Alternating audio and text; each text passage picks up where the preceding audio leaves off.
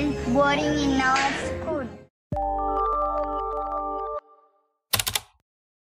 ఇక్కడ చేసిన విద్యార్థులకు వారి యొక్క తల్లిదండ్రులందరికీ కూడా ఇక్కడ నుంచి కార్యక్రమంలో భాగస్వాములు కావడం చాలా సంతోషంగా ఉంది.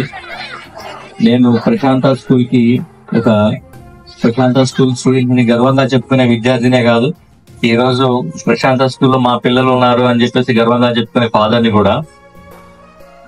యూజువల్ గా ఏంటంటే పేరెంట్స్ గురించి ఒక చిన్న ఇది చెప్దామని చెప్పేసి మైక్ తీసుకోవడం జరిగింది. పేరెంట్స్ అందరూ కూడా ఇప్పుడు చిన్న కథ ఒకటి పేరెంట్స్ కి చెప్పాలనుకుంటున్నాను. ఆల్మోస్ట్ మీకు తెలిసే ఉంటుంది ఈ చిన్న కథ. ఏంటంటే ఒక రైతు ఒక మేకని పెంచుకుందామని చెప్పేసి అలా మేకని బజార్లో గుండా తీసుకెళ్తా ఉంటాడు. బజార్లో ఆ మేకలు తీసుకెళ్తా ఉంటే ఇంతవరకు ఒక మధ్యలో ఒక పెద్ద ఆసామి వస్తాడు.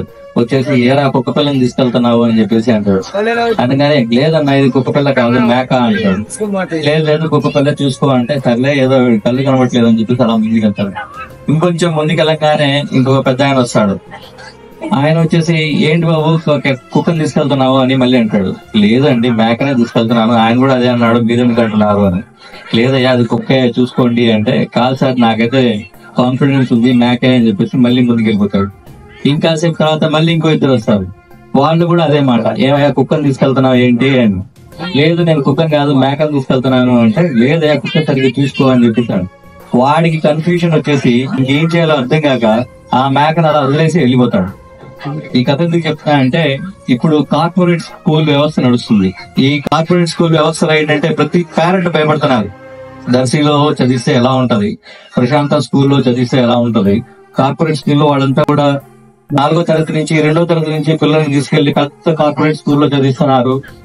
మా పక్కింటి వాళ్ళు చదివిస్తున్నారు, ఎదుటి వాళ్ళు చదివిస్తున్నారు, వీళ్ళందరూ చదివిస్తున్నారు. వాళ్ళందరూ ముందుకెళ్తారేమో, మా పిల్లలు ఇక్కడే పడిపోతారేమో, ఇక్కడే ఉండిపోతారేమో అని చెప్పేసి భయపడతా ఉన్నారు.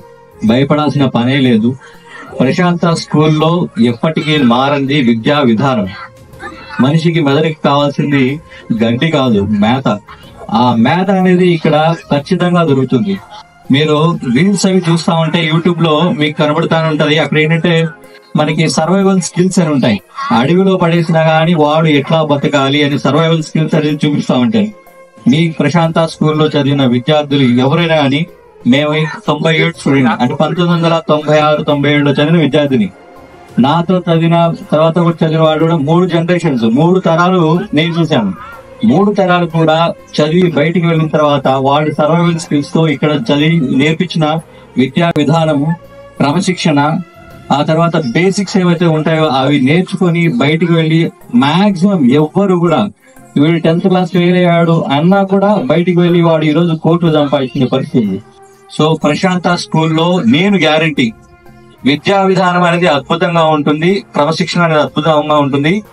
కార్పొరేట్ స్కూల్స్ ని చూసి మీ పిల్లల్ని భయపడద్దు, మేము ఇక్కడ చదివిస్తున్నాం అని చెప్పేసి టెన్షన్ పడాల్సిన అవసరం లేదు. సో పేరెంట్స్ అందరూ కూడా ధైర్యంగా 10th క్లాస్ వరకు ఖచ్చితంగా ప్రశాంత స్కూల్లో కంటిన్యూ అవ్వండి అని చెప్పేసి నా చిన్న మనవి. ఈ అవకాశం ఇచ్చిన ప్రిన్సిపల్ గారికి చాలా thank you. Our school is our home. Thanks for watching.